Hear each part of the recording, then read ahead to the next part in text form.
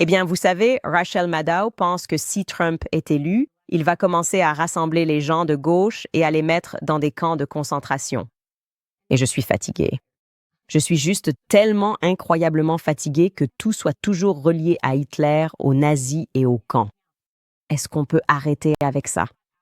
En plus, nous avons notre doyen résident, Joe Biden, et il veut que vous sachiez que vos armes ne feront pas le poids pour protéger votre famille contre le gouvernement. Il dit que si ça devait arriver, il vous faudrait des avions de chasse. Ça me rassure vraiment. Mais d'abord, que se passe-t-il en Amérique noire?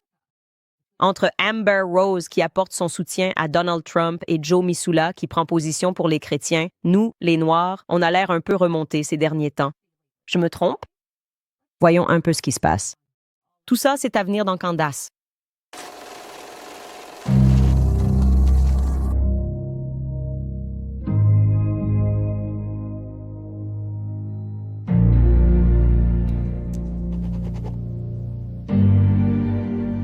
Bon, vous savez que je participe au chat en direct pendant l'émission. Oui, c'est bien moi qui discute en direct sur YouTube. Et hier, quelqu'un m'a demandé si je croyais à la filière hip-hop vers la prison. Vous savez, l'idée que la musique hip-hop inspire la jeunesse noire de la mauvaise façon et qu'ils finissent ensuite en prison. Et j'ai répondu très brièvement que je crois en fait à la filière prison vers le hip-hop. La raison à cela, c'est qu'il ne fait absolument aucun doute dans mon esprit que la CIA contrôle et a toujours contrôlé Hollywood. Et ce livre que je vous ai montré hier, Charles n'a fait que renforcer ce point pour moi, surtout étant donné que les meurtres de Manson, qui ont eu lieu en 1969, impliquaient intimement et étaient inspirés par la CIA.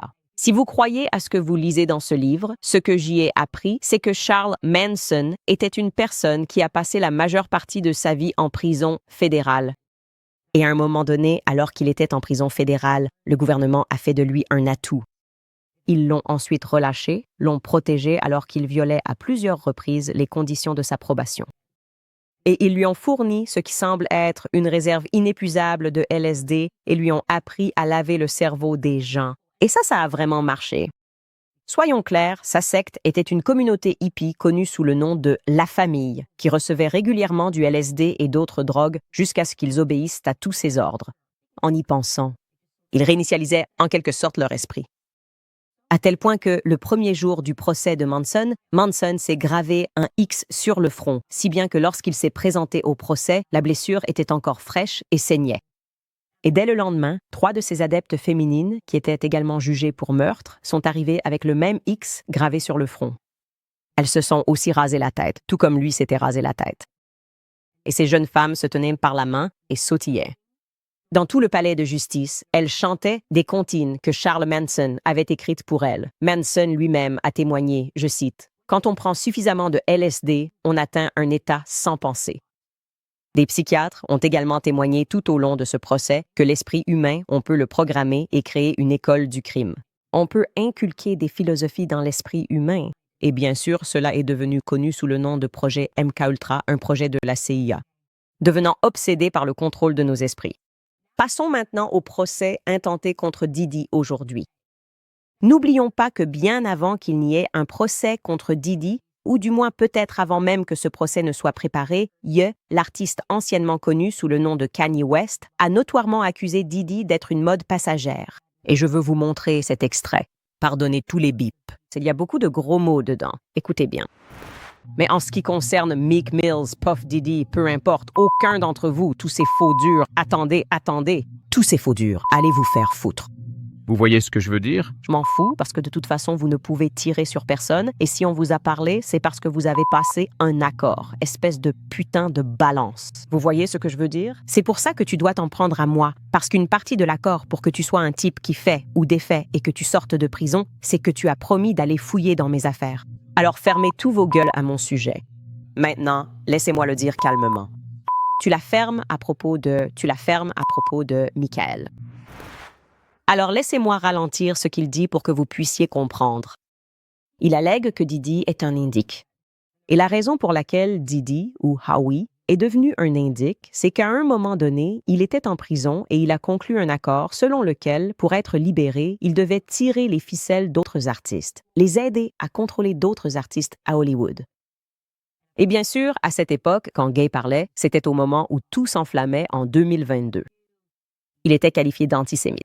Il était en train d'être annulé. Adidas l'a lâché. Gap l'a lâché. Les gens n'ont pas vraiment réfléchi à ce qu'il disait à ce moment-là. C'était simplement écarté. Jusqu'à ce que, bien sûr, Cassie commence à s'exprimer. C'est l'ancienne petite amie de Didi. Et on avait l'impression que Didi était impliqué dans beaucoup de choses sombres. Et puis, soudainement, ce producteur a déposé une plainte en justice en disant oui.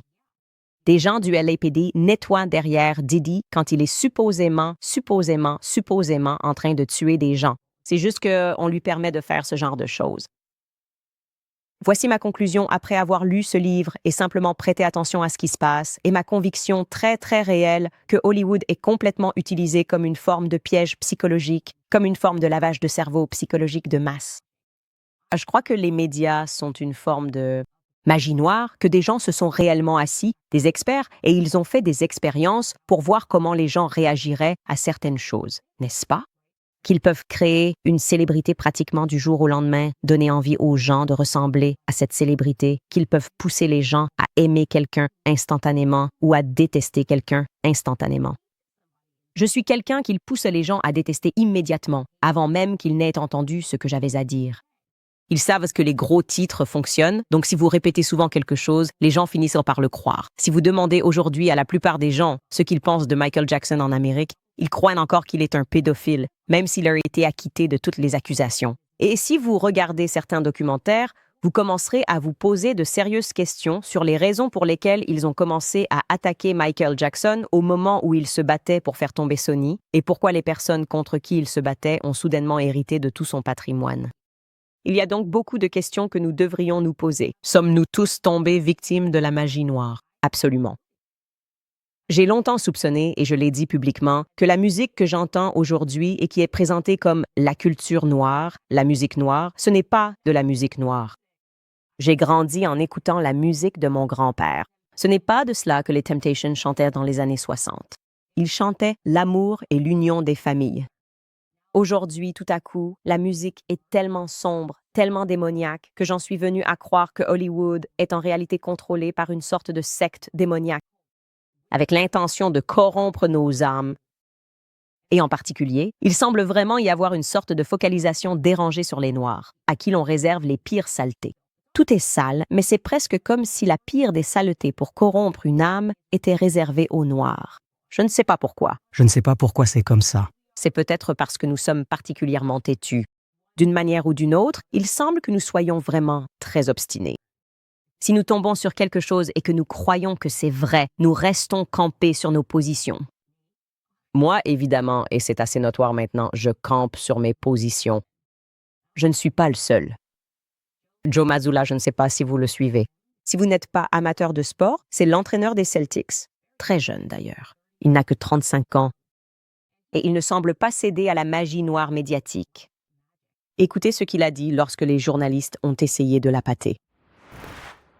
Et Joe, Vince Goodwill, Yahoo Sports. Pour la première fois depuis 1975, c'est les finales NBA où vous avez 2 entraîneurs à tête noire. Compte tenu de la situation parfois difficile des entraîneurs à tête noire en NBA, pensez-vous que ce soit un moment important? Est-ce que vous en êtes fier? Comment voyez-vous cela ou ne le voyez-vous pas du tout? Je me demande combien d'entre eux étaient des entraîneurs chrétiens.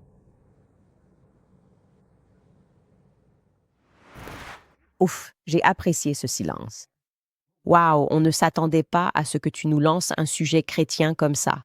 Je ne sais pas combien d'entre eux étaient chrétiens. Qu'est-ce qu'il veut vraiment dire par là? Il dit qu'il comprend que nous luttons contre quelque chose de sombre, que c'est quelque chose qui affecte l'esprit des gens, et donc, par conséquent, la solution, bien sûr, sera quelque chose de sacré qui peut toucher l'esprit. Au fait, c'est la première fois que je le vois faire ça. Écoutez ce qu'il a dit lorsqu'on lui a posé une question sur la famille royale. Avez-vous eu l'occasion de rencontrer la famille royale? Et sinon, qu'est-ce que ça faisait de les avoir dans le bâtiment? Jésus, Marie et Joseph? Le prince et la princesse de Galles.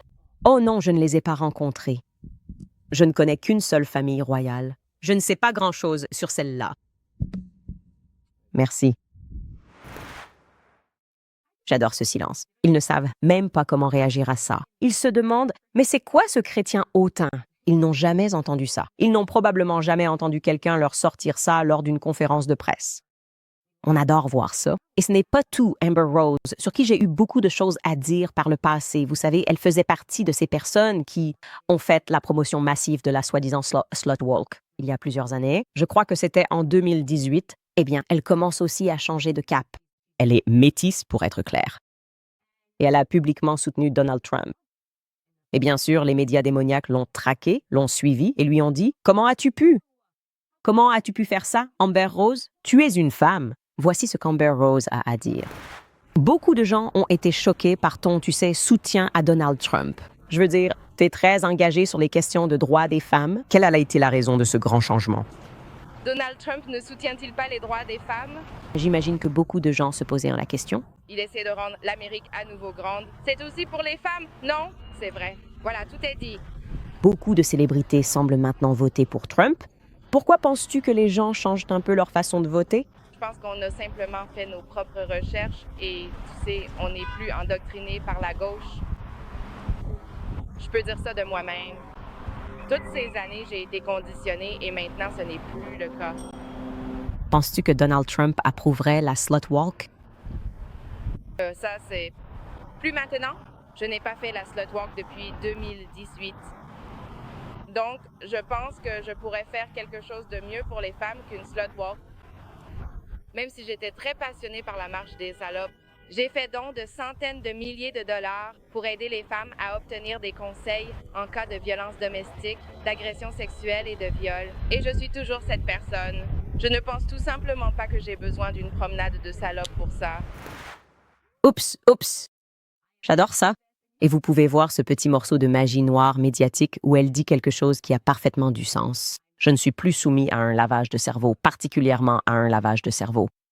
Encore une fois, quand tu liras ce livre, Charles, tu comprendras l'obsession qu'avait le gouvernement pour pouvoir laver le cerveau des masses. Donc, quand ils l'entendent dire qu'elle n'est plus sous influence, ils essaient alors de lui donner un mot déclencheur, comme « Oh, et la marche des salopes. Tu es une femme. » Tu te souviens de ce que tu as fait quand on était en train de laver le cerveau des femmes en masse pour qu'elles se débarrassent de leurs propres valeurs? De leurs propres valeurs intrinsèques en se comportant d'une manière qui les dévalorise elles-mêmes. Ouais. Amber Rose ne s'est pas laissée avoir non plus. Elle a dit « Je suis passée à autre chose et je pense que j'ai plus à offrir. » En conclusion, les gars, ce que je veux dire, c'est que je pense qu'il est temps pour nous tous de nous réveiller du lavage de cerveau collectif. Il est temps pour nous tous de sortir de cette psychose collective et de jouer notre rôle sans les laisser nous faire honte en nous rappelant qui nous étions. Quand nous fonctionnions selon leur système, cela concerne aussi bien les Noirs que les Blancs. Nous devons arrêter de nous battre les uns contre les autres. D'accord. Et à propos de Noirs contre Blancs, et j'espère qu'Amber Rose ira un peu plus loin et réalisera que ce n'est pas non plus une question de gauche contre droite. C'est les anges contre les démons, l'obscurité contre la lumière. Et c'est tout ce que j'ai à dire sur ce sujet. Très bien, les amis, il est maintenant temps de passer à quelques histoires. Mais avant de commencer ces histoires, vous savez ce que je vais dire. Abonnez-vous à notre chaîne YouTube ainsi qu'à Spotify, Apple ou partout où vous nous écoutez. Nous sommes de retour dans la course ici sur YouTube pour atteindre 2 millions d'abonnés avant d'arrêter ce Standish Cup en particulier. Je suis tellement excitée, vous tous. Allons directement à quelques histoires.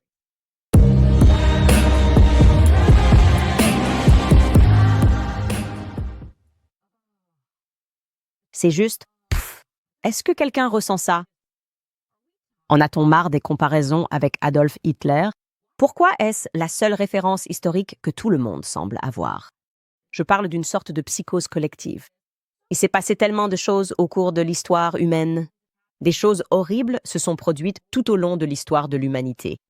Des choses encore plus horribles, même des choses qui, si l'on parle simplement des chiffres en termes de morts, étaient pires que la Seconde Guerre mondiale. Et pourtant, pour une raison quelconque, on revient toujours à Adolf, des références à Hitler. Et bien sûr, dès que Trump se rapproche de la Maison-Blanche, ils en rajoutent vraiment. La gauche en fait vraiment des tonnes. Rachel Maddow a récemment accordé une interview. Elle s'est entretenue avec Oliver Darcy de CNN et il parlait, vous savez, simplement de l'appréhension qu'ils ressentent. Dieu nous préserve que Donald Trump soit réélu. Vous savez, la première fois, quand ils ont lancé cette petite manœuvre et qu'ils ont dit « Non, vraiment, ne votez pas pour lui. Si vous votez pour lui, les Noirs, vous retournerez enchaînés. » Et pour tous les autres, il est, vous savez, littéralement Hitler. Peut-être que certaines personnes s'y sont laissées prendre, mais je pense qu'aujourd'hui, il y a juste une lassitude collective. Et voici ce que Rachel Maddow a dit à Darcy. D'abord, Darcy lui a demandé « Trump et ses alliés parlent ouvertement d'utiliser le gouvernement comme une arme pour se venger de leurs détracteurs dans les médias et en politique. Certains de ses alliés les plus extrémistes parlent même d'emprisonner leurs concitoyens américains. Vous êtes l'une de ses critiques les plus notables à la télévision. Est-ce que cela vous inquiète? Pensez-vous que vous pourriez être une cible? » Quelle question courageuse, Oliver Darcy. Maddow répond « Je m'inquiète pour le pays dans son ensemble si nous mettons au pouvoir quelqu'un qui affirme ouvertement qu'il prévoit de construire des camps pour y détenir des millions de personnes et pour, je cite, éradiquer ce qu'il a décrit en des termes inhumains comme son ennemi de l'intérieur. » Encore une fois, l'histoire est utile ici. Il ne plaisante pas quand il dit ces choses. Et nous avons vu ce qui se passe lorsque des gens prennent le pouvoir en proclamant ce genre de programme. Donc oui, mesdames et messieurs, elle fait intentionnellement allusion à Hitler. Oh, il utilise des termes comme l'ennemi de l'intérieur, des termes inhumains. Elle veut que nous replongions tous dans le traumatisme de l'apprentissage de l'Holocauste, de l'apprentissage sur Adolf Hitler, afin de nous inciter à un soulèvement contre Donald Trump. Sans absolument aucune preuve. Il a été président pendant 4 ans. Il est président des États-Unis depuis 4 ans. Absolument aucune preuve qu'il ait jamais fait quoi que ce soit qui puisse le comparer à Adolf Hitler. Mais elle va quand même essayer parce que tout cela relève du conditionnement émotionnel. C'est vraiment une étude de ce que font les médias. Ils utilisent toujours des concepts que vous ne réalisez pas avoir été inculqués en vous pour vous faire réagir au moment où vous les entendez. Et ils font cela pour vous inspirer, à vous comporter de la manière qu'ils souhaitent. Et dans ce cas précis, ils veulent que vous vous opposiez à Donald Trump, un dictateur imaginaire dans leur propre esprit. Et j'imagine qu'ils veulent simplement que vous ne prêtiez pas attention à tout ce qui s'est passé, ce qui est exactement l'inverse.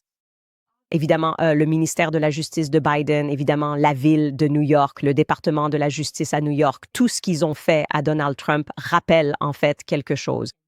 Cela rappelle un gouvernement, une autorité politique qui s'est arrogé de façon excessive trop de pouvoir, un gouvernement qui s'en prend à ses ennemis, non pas sur la base de crimes réellement commis par ses ennemis, mais plutôt parce qu'ils représentent une menace sérieuse pour le pouvoir établi par l'État. Ils représentent une menace pour l'État profond. Ils estiment qu'ils ne peuvent pas le contrôler, alors ils veulent l'éliminer. Bravo à toi, Rachel Maddow, d'avoir fait ça, de m'avoir ennuyé à mourir. Je te promets que si j'entends encore quelqu'un dire Hitler, antisémitisme, je vais m'endormir. Je n'ai pas envie de m'endormir parce que c'est un podcast. Je veux rester éveillé pour pouvoir continuer à produire ce podcast tous les jours, du lundi au vendredi. Et je veux aussi être claire, Rachel Maddow, s'il y a quelque chose dont les gens devraient vraiment avoir peur, c'est bien du climat économique actuel. C'est pourquoi je veux vous parler du financement en Amérique. Beaucoup d'entre nous se retrouvent confrontés à la difficulté de gérer leurs dépenses mensuelles et les taux d'intérêt élevés des cartes de crédit. Ils nous piègent dans un cycle d'endettement avec des soldes qui persistent mois après mois. Ne payer que le minimum chaque mois signifie qu'il pourrait vous falloir des années pour vous libérer de vos dettes. Vous ne voulez pas faire ça? Alors contactez American Financing, un partenaire de confiance pour aider les gens à atteindre la liberté financière. Si vous êtes propriétaire, ils peuvent exploiter la valeur nette de votre maison et vous aider à éliminer les dettes de cartes de crédit à taux d'intérêt élevés. En moyenne, leurs clients économisent $800,154 par mois, ce qui équivaut à recevoir une augmentation annuelle de $10,000. Le processus est extrêmement simple et rapide. Vous pourriez finaliser votre prêt en seulement 10 jours. Et en agissant dès aujourd'hui, il se peut que vous n'ayez pas à payer votre prochaine mensualité de prêt immobilier. Cela ne coûte rien de voir combien vous pouvez économiser. Cette opportunité de reprendre le contrôle de vos finances est trop importante pour être ignorée. Alors, veuillez appeler le 807 95 12 10. C'est le 807 95 12 10 ou visitez America/Owens. C'est une entreprise américaine formidable. Et en parlant de l'Amérique, eh bien, elle est soi-disant dirigée par Joe Biden. Certainement pas. Il bafouille, il dort, il fait toutes sortes de choses. Il fait ses besoins à différents moments. Et nous ne savons pas quoi faire. Nous ne savons pas quoi faire. Mais je vais vous dire, il a eu un moment de lucidité et un moment d'honnêteté. Donc Biden était en train de marmonner. Certaines personnes appellent cela des discours, mais je pense que nous savons qu'il s'agit en réalité de marmonnement. Il prononçait le marmonnement principal lors de la conférence annuelle de formation d'Everytown for Gun Safety, Gun Sense University. C'était à Washington, D.C. Et ce que fait ce groupe, c'est qu'il réunit des bénévoles et des survivants de la violence armée de tout le pays pour partager les meilleures pratiques, participer à des sessions de formation sur l'organisation efficace et se préparer pour le travail crucial à venir. Et je vais deviner que si Biden était là, le travail crucial à venir, c'est qu'ils veulent convaincre l'Amérique d'abandonner ses armes. Et donc, il a présenté un argument convaincant sur la raison exacte pour laquelle vous devriez abandonner vos armes. Et voici ce qu'il a dit. Les gars, je vais juste laisser passer l'extrait. Écoutez bien. Au fait, s'ils veulent penser à s'en prendre au gouvernement si on dépasse les bornes, eh bien, devinez quoi? Ce dont ils parlent encore, en ce moment, ils n'ont absolument pas besoin d'un fusil, pas du tout. Pardon, quoi? Est-ce que le président vient vraiment de dire ce que je pense qu'il a dit? C'est du genre « Haha, vos armes ne serviront à rien si vous pensez pouvoir vous en prendre au gouvernement ». Des gens ont vraiment ri de ça dans le public. Est-ce qu'ils étaient tous membres du gouvernement? Ont-ils ri à l'idée que si vous pensez vous en prendre à nous, il vous faudrait plutôt un F-15, un avion de chasse? Désolé, est-ce qu'on parlait juste de Rachel Maddow qui s'inquiète que Trump devienne un dictateur? Parce que ça fait plutôt peur. En fait, je dois lui reconnaître ça. Il est incroyablement honnête sur ce point. Il dit en gros que nos armes sont plus grosses que les vôtres. Et si vous dépassez les bornes, l'Amérique, je ne sais pas. Que font les avions de chasse? Sous-entend-il qu'ils nous bombarderaient tous jusqu'à l'oubli si nous ne nous conformions pas à leurs exigences? Je pense que c'est possible. Et encore une fois, je trouve ça étrange que les gens rient, mais j'apprécie l'honnêteté. C'est d'ailleurs ce que j'apprécie dans le fait qu'il passe parfois d'un état de démence à un autre, parce que ça donne ces moments où il est vraiment honnête. Et il vous dit franchement qu'en tant que gouvernement, on va simplement augmenter la violence si vous ne nous écoutez pas. À moins que vous n'ayez des F-15 et des avions de chasse, vos armes ne vous serviront à rien. Alors pourquoi ne pas simplement rendre vos armes? Oh, mon pote, c'est justement à cause de cette phrase que tu viens de dire que nous ne rendrons jamais nos armes. Parce que nous comprenons tout aussi bien que toi, dans ce lapsus révélateur, que le gouvernement est en réalité une menace pour nos vies. Le gouvernement est en fait une menace. Parce qu'il ne cesse de grandir et de s'immiscer dans chaque aspect de nos vies en nous disant quels médicaments nous devons prendre, n'est-ce pas? Essayant d'imposer des vaccins comme ils ont tenté de le faire, ce qui signifie que nous n'avons plus d'autonomie corporelle. Donc oui, l'Amérique, j'espère que tu comprends pourquoi il est important de toujours réfléchir à la façon dont tu vas protéger ta famille. Mon mari et moi, nous avons en fait une mentalité apocalyptique.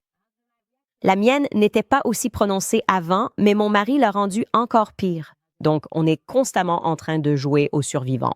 Comment peut-on vivre de la terre? C'est pour ça que je vous ai dit, comme tout le monde le sait, que j'ai appris à cultiver des légumes. Mon mari s'est déjà tiré et s'est chassé. Et c'est pour ça que j'ai appris à aller chasser.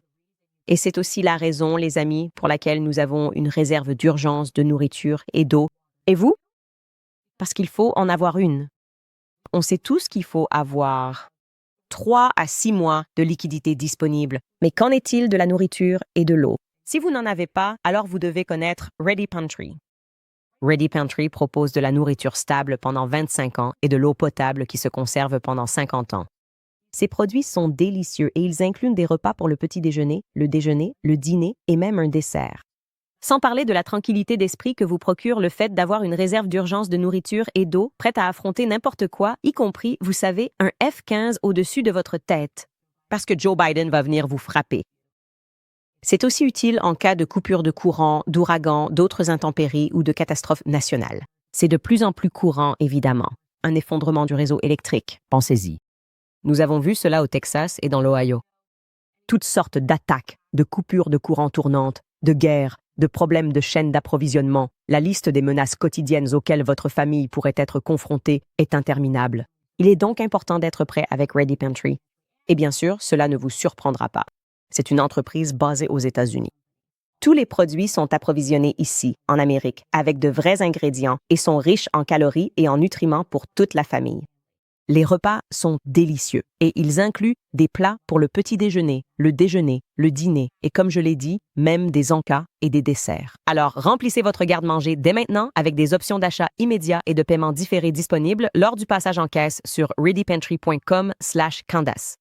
Ready Pantry propose des réductions pour des stocks de 3 mois, 6 mois et 1 an, jusqu'à 20% de remise.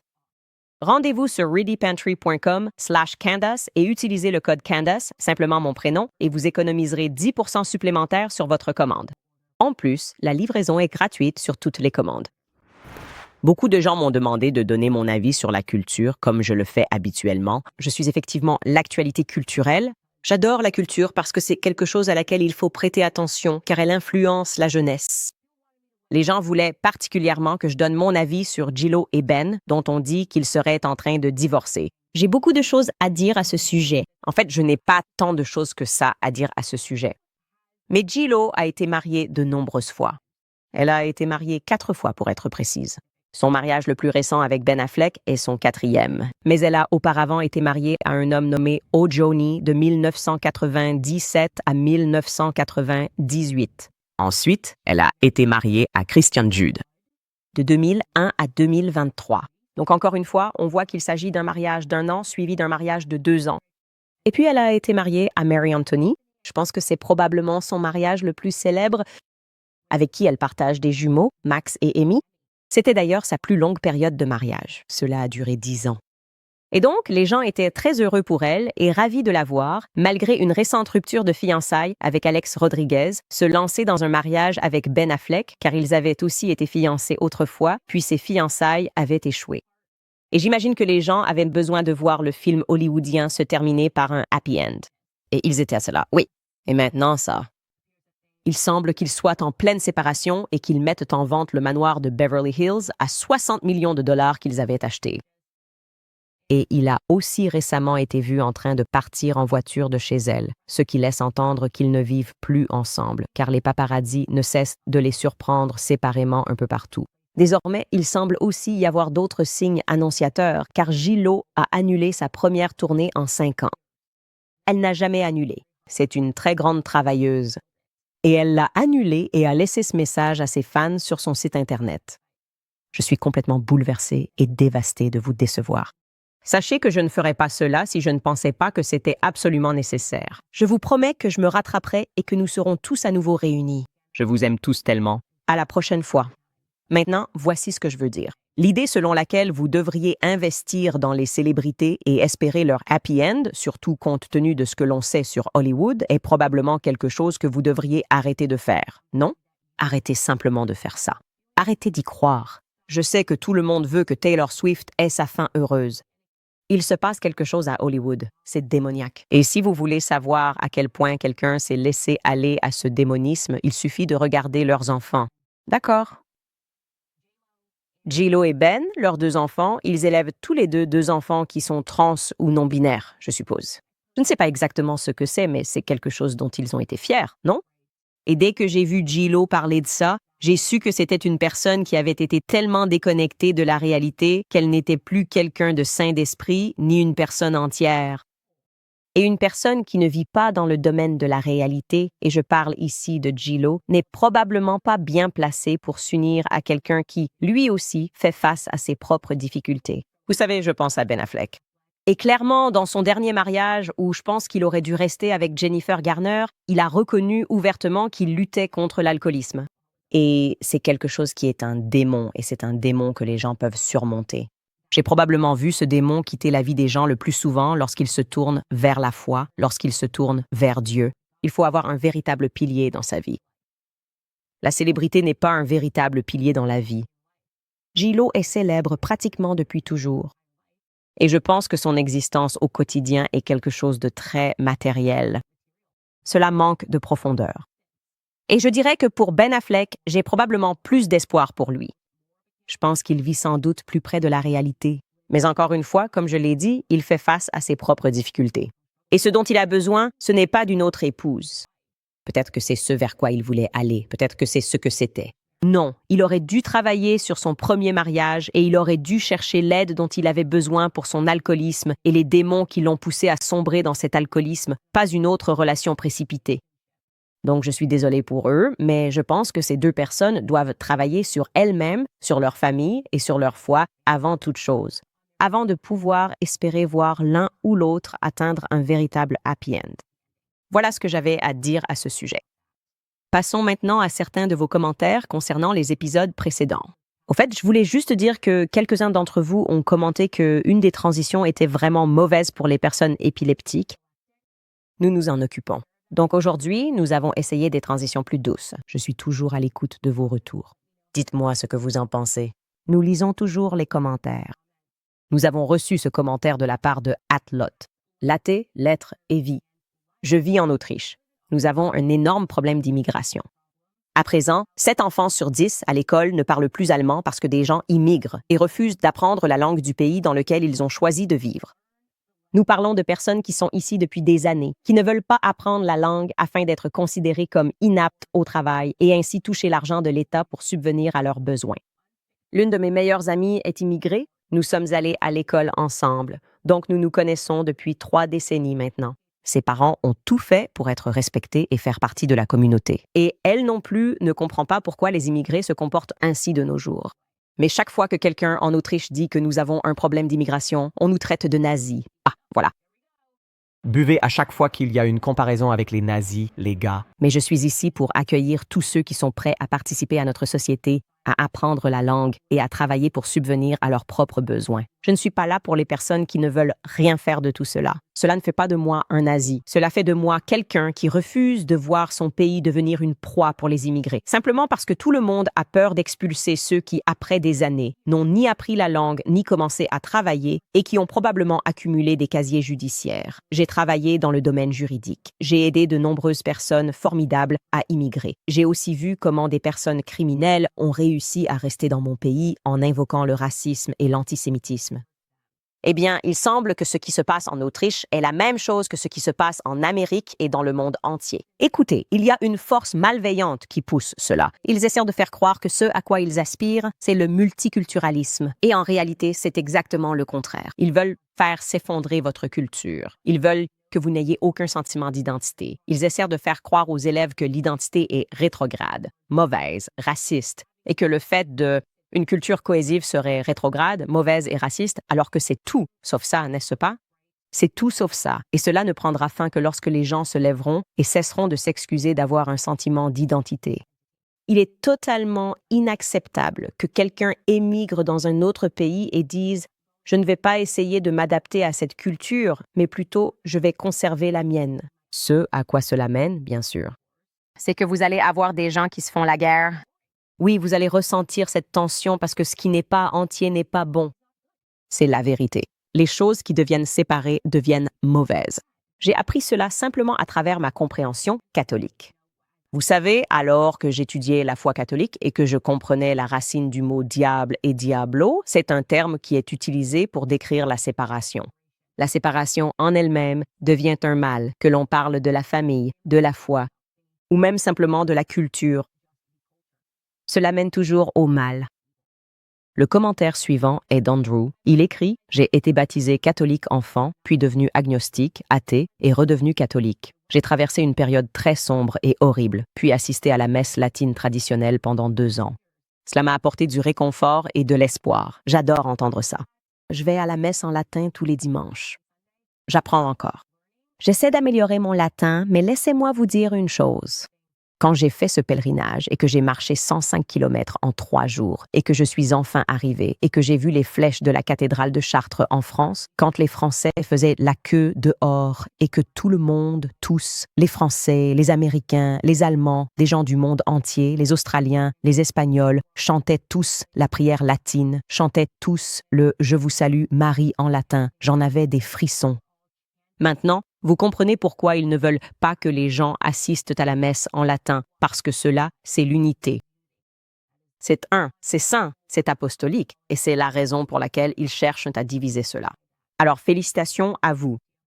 Dernier commentaire que nous avons ici, de Vicarius. Elle écrit « Je suis en surpoids et c'est assez horrible. J'essaie de faire du sport tous les jours et de contrôler ce que je mange. Je crois que je peux m'améliorer. » Voir des personnes plus grosses que moi érigées en icônes est vraiment troublant. Cela ne fait qu'encourager la complaisance alors que nous devrions viser la grandeur. C'est une honte. Qu'un homme vieillisse sans avoir vu la beauté et la force dont son corps est capable. Cette dernière phrase est une citation que vous avez insérée. Eh oui, vous avez raison. Écoutez, à ce niveau-là, votre état d'esprit est le bon. Donc, vous serez bien mieux loti que la plupart des gens. Reconnaître que l'on a un problème, comme on dit, c'est la première étape. Vouloir s'améliorer, c'est la deuxième étape, non? Pouvoir en parler. Et tu peux le faire, d'ailleurs. Je veux que tu saches que tu en es tout à fait capable. C'est toi contre ta propre mentalité. Comme je l'ai dit hier, commence par un défi de pas. Fais quelque chose de doux et dis-toi, d'accord, je fais 7000 pas. Maintenant, puis-je en faire 12 000? Est-ce que je peux faire 15 000 pas ou 20 000 pas? Augmente un peu chaque jour. Dis-toi, maintenant que je fais les pas, peut-être que je vais supprimer les glucides et manger seulement paléo. Je suis un grand fan. J'adore l'alimentation paléo. J'essaie de m'y tenir autant que possible. Et tu vas voir une différence. Comme je l'ai dit, la première étape, c'est juste ton état d'esprit et tu y es déjà. Alors, je te souhaite bonne chance. Dans ton parcours et à tous ceux qui regardent ceci, aucun de nous n'est parfait. On se trompe tous parfois. On tombe tous du cheval au sens figuré. Il faut juste s'assurer de remonter en selle. Très bien, mesdames et messieurs. Je ne sais pas comment on passe ces 30 minutes aussi vite. Encore une fois, ce que je vous dis à tous, c'est que c'est bien moi dans le chat en direct. J'adore le chat en direct, gang, gang. Ça m'enthousiasme tellement quand on atteint ces chiffres chaque jour. Je vous rappelle, si vous voulez soutenir l'émission, vous pouvez aller sur locals.com et devenir abonné mensuel. Oui, nous sommes indépendants et je suis tellement heureuse d'être indépendante parce qu'on a dit tellement de choses dans cet épisode que si je ne l'étais pas, je me ferais probablement renvoyer à nouveau.